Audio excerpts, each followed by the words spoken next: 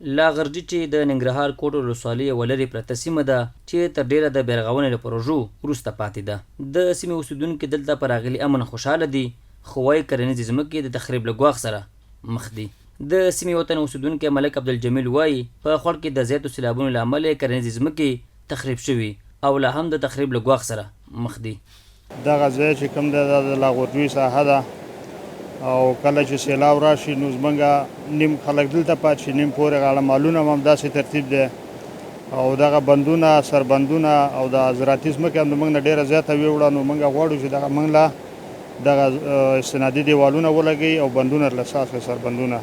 د لاغرجو سیمې یو بل اوسیدونکی استاد هدایت الله بیا له ځایي مسؤلینو غواړي چې د استنادي دیوالونو جوړولو ترڅنګ دي دې سیمې ته په بېلابېلو برخو کې ځانګړې پاملرنه وکړي.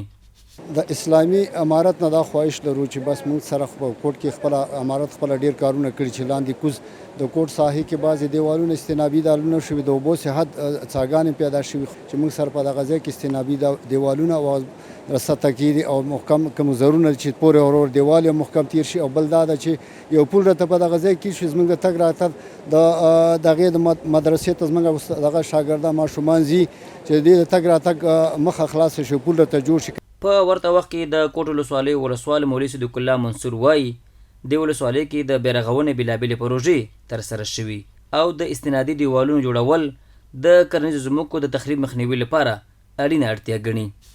د ولسوالۍ په داسې نقشه باندې جوړه ده چې خوړ دی او د خوړ په پورې غاړه او دې غاړه باندې کورونه دي.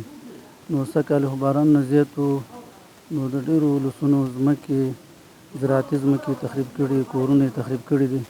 نو دې وجې نه موږ د خپلو مشرانو نه دا غوښتنه کوو، ولسونه زموږ نه غوښتنه کوي چې کوټ ولسوالۍ ته نور هم پاملرنه وکړي.